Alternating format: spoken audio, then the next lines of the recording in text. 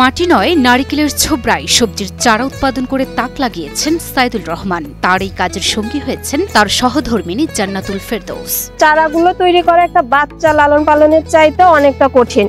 আর সেখানে বাচ্চা কান্না করলে আমরা বুঝতে পারি যে এদের খাদ্য দরকার, কিন্তু চারা এদের তো তৈরি করা সে অন্যরকম ভালোবাসার জায়গা না হলে তো এটা কখনোই সম্ভব হতো না। চারা উৎপাদনে ব্যবহার করছেন স্মার্ট পদ্ধতি, আর সেটি হলো কোকোপিট, যা মাটির বদলে নারিকেলের ছোবড়ার গুঁড়া তৈরি। জৈব সার প্লাস নারিকেলের ছোবড়া ওইটা দিয়ে আমরা মূলত ওটা প্রসেস করে থাকি। তবে এইটার একটা গুণাগুণ হচ্ছে কি, সুস্থ চারা একবার বেড়ে ওঠে।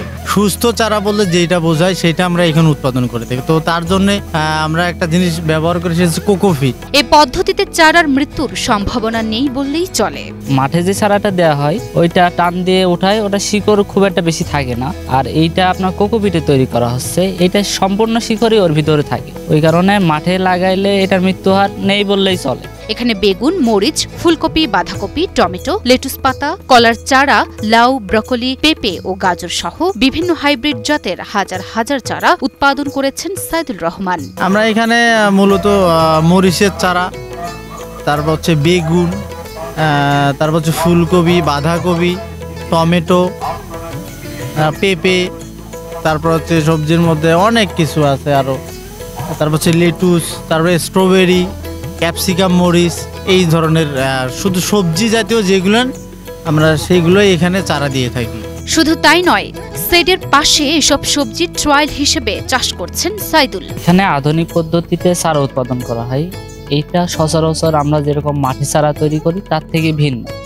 আমরা মাঠ থেকে মনে করেন যে চারাটা আগে সংগ্রহ করা হয়তো, ওইটাই মনে করেন লাগাইলে অধিকাংশ চারা মারা যাইতো।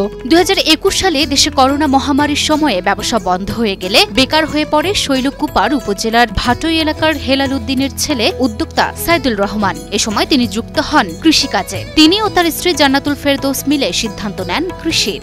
করোনাকালীন সময় ব্যবসা বাণিজ্য, দোকানপাট সবই বন্ধ হয়ে যায়। সেই সময় খুব অসহায়তার মধ্যে থাকি। সেই থেকে আমার চিন্তা আসে যে কি করে নিজের জীবনটাকে বাঁচিয়ে রাখা যাবে, সেভ করে। সেই থেকে আমি কৃষিতে আসি। এক পর্যায়ে চারা কিনতে ঝামেলা হওয়ায় নিজেই চারা তৈরি করার সিদ্ধান্ত নেন। ঝিনাইদহের ফুলহরি ইউনিয়নের মোহাব্বতপুর গ্রামের মাঠের মধ্যে গড়ে তোলেন টাইটন অ্যাগ্রো নামের একটি কৃষি ফার্ম। শুরুতে অনলাইনের মাধ্যমে নারিকেলের ছোবলা ও প্লাস্টিকের ট্রে সহ বিভিন্ন জিনিস কিনে নিজ অফিসের সামনে রাখেন। এরপর শুরু করেন চারা উৎপাদন। বিভিন্ন জায়গা থেকে চারা ইউটিউব দেখে অনলাইনের মাধ্যমে চারা সংগ্রহ করি।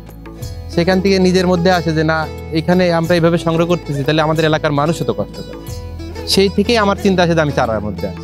সাইদুলের চারা উন্নত মানের হওয়ায় আগ্রহ সহকারে এখান থেকে চারা নেন অন্যান্য কৃষকরা। এখানকার চারা উন্নত মানের চারা দেওয়া হয়, এই কারণে কৃষকরা খুবই আগ্রহীভাবে এখান থেকে চারা নিয়ে যায়। শুধু তার ফার্মের চারা ঝিনাইদহের কৃষকেরাই কিনে লাভবান হচ্ছেন তা নয়, বাণিজ্যিকভাবে সব চারা বিক্রি করা হচ্ছে বাংলাদেশের বিভিন্ন জেলায়। এই ফার্মেতে আমি 3500 ঝালের চারা নিয়েছি, তাতে ফুল ফল এসে গেছে ভালো।